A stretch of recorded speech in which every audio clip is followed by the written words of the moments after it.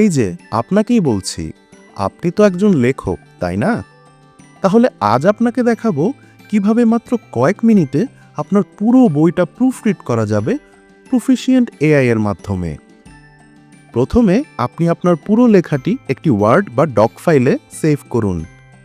খেয়াল রাখবেন আপনার লেখার ফাইলটি যেন কোনোভাবেই পিডিএফ ফরম্যাটে না হয়, কারণ proficient AI PDF file support করে না।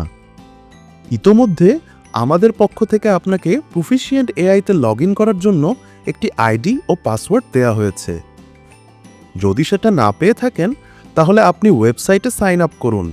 আমাদের পক্ষ থেকে আপনার সাথে যোগাযোগ করে লগ ইনের জন্য একটি আইডি ও পাসওয়ার্ড দিয়ে দেওয়া হবে। আমাদের দেয়া সেই আইডি এবং পাসওয়ার্ড দিয়ে প্রফিশিয়েন্টে লগ ইন করুন।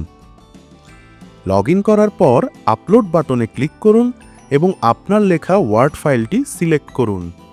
ফাইলটি সফলভাবে আপলোড হলে স্ক্রিনের বাম পাশে আপনার লেখাটি দেখতে পাবেন। বাম পাশের রাইটার্স ভার্সনে থাকবে প্রুফরিড হবার আগে আপনার লেখা পুরো বইটি। শুরুতেই উপরে আপনার এই ফাইলটির একটি নাম দিয়ে নিন। এবার ডান পাশের বক্সে কমলা রঙের টেক্সটে একটি অ্যালার্ট দেখতে পাবেন। এই অ্যালার্টটি আপনার ফাইলটি প্রুফরিড করার জন্য কয়টি স্প্লিট প্রয়োজন, অর্থাৎ সঠিকভাবে প্রুফরিড করার জন্য আপনার পুরো লেখাটি কয়টি ভাগে ভাগ করতে হবে সেটি নির্দেশ করে। এখানে ক্লিক করুন। আপনার বইয়ের আকার অনুযায়ী স্প্লিটের সংখ্যা কম বেশি হতে পারে। এখন বাম পাশের রাইটার্স ভার্সন বক্সে হলুদ মার্ক করা লেখাগুলো লক্ষ্য করুন।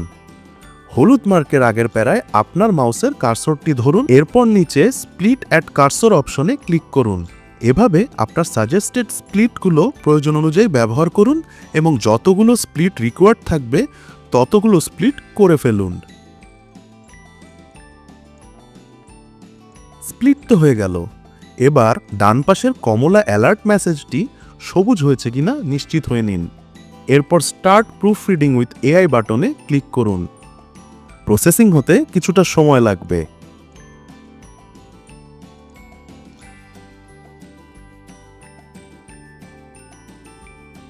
প্রসেসিং হয়ে গেলে ডান পাশের বক্সে প্রুফরিড করা ভার্সনটি চলে আসবে।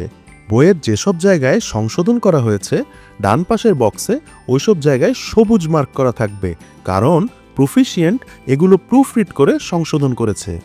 পাশাপাশি বাম পাশের বক্সে এই জায়গাগুলোতে লাল মার্ক করা থাকবে, অর্থাৎ এই লাল হয়ে থাকা ভুলগুলো প্রুফরিডিংয়ের মাধ্যমে সংশোধিত হয়ে সবুজ হয়েছে।